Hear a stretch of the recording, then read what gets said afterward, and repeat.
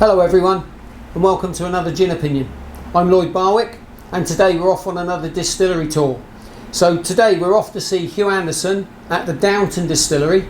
Now Downton Distillery is just outside Salisbury, and in fact it's between Salisbury and us here on the coast at Christchurch.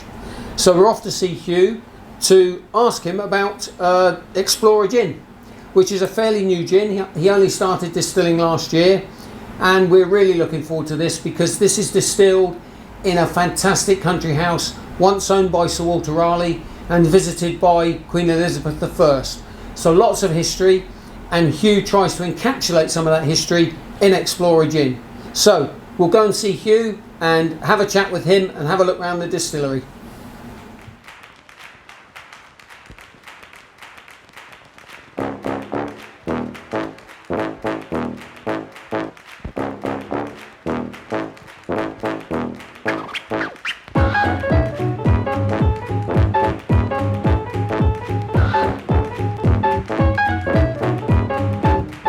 We're here today with Hugh Anderson at the beautiful Downton Distillery. So Hugh, you're owner, creator and distiller at Downton Distillery.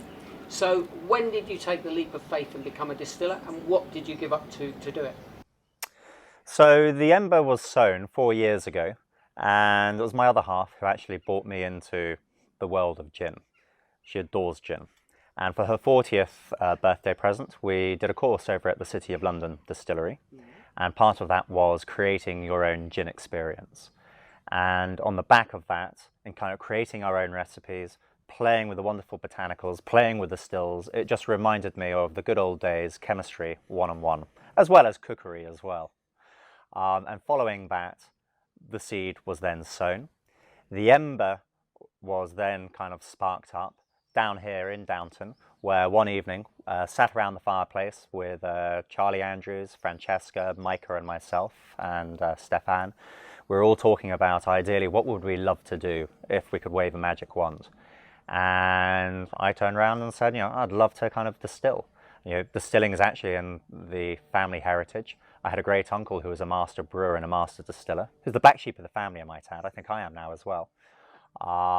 And from there, the story and our tale grows. Fantastic. So you came up with the beautiful Explorer Gin, and I know you're very passionate about the gin itself, but there's also a really beautiful backstory that goes with it, based here around the lovely Downton house. So perhaps you could tell us a little bit about where the inspiration came from for Explorer Gin.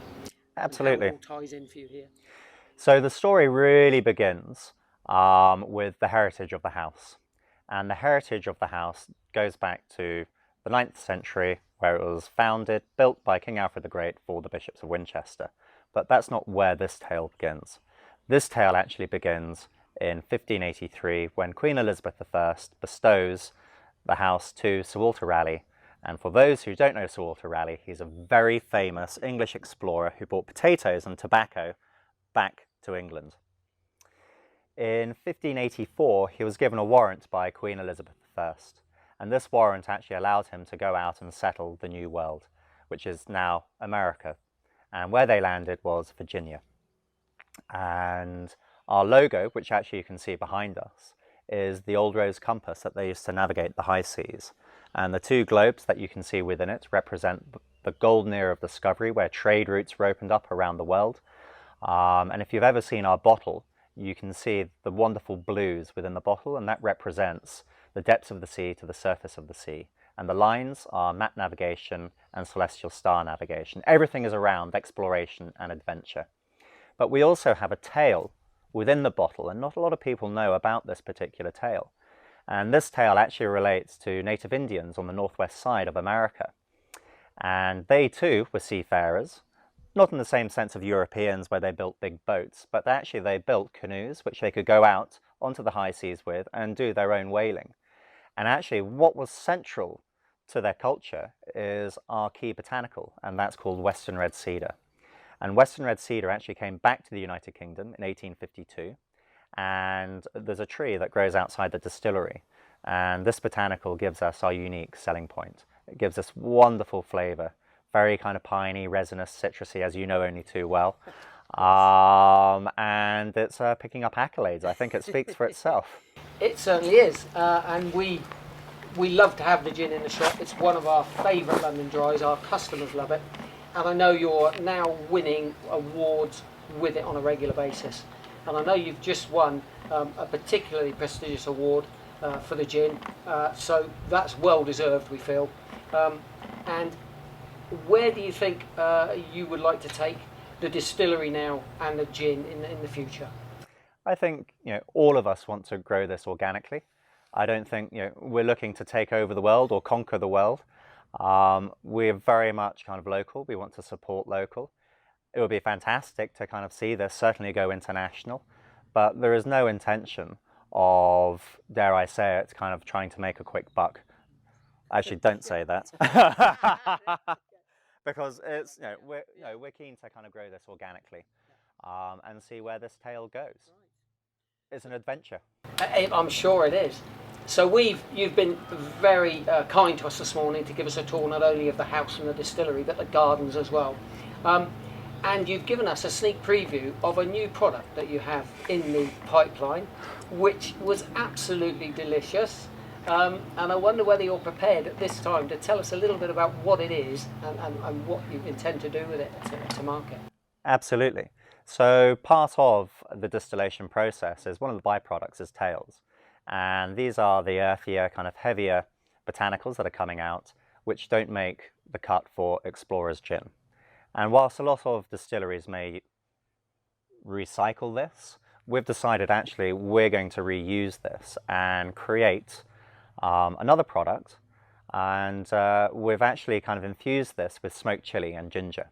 And this is purely, for those who love Bloody Marys, for Bloody Marys. You're in luck. And it's fantastic. I'm very excited to see where this goes. And we're going to be taking it to the Great Dorset Chili Festival to see how sales go there. It's only going to be done in a 200ml bottle. And the reason for this is, I don't want something that's going to sit on people's shelves, and I want people to kind of use and have fun with it, whether it's kind of creating fun cocktails, whether it's being used in Bloody Marys. It's up to you to decide how you want to use this, but it's certainly an exciting product and something very, very different within the field. And certainly very delicious. Thank you. So thank you, Hugh. Thank you for the tour today. Thank you for your time. And thank you for the beautiful story of the house, the gardens and the gin. Thank you so much.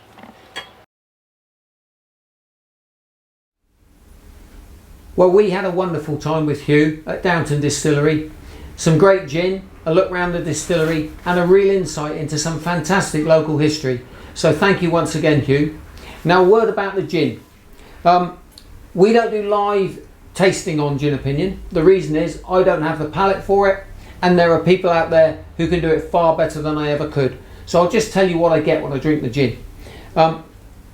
London Dry first and foremost, very good London Dry first and foremost. Juniper hits you straight away, but the added complexity that the Western Red Cedar, the bay leaves and the roasted coriander bring are really wonderful. Makes it a really nice sort of peppery in the middle with a little bit of sweetness gin to drink.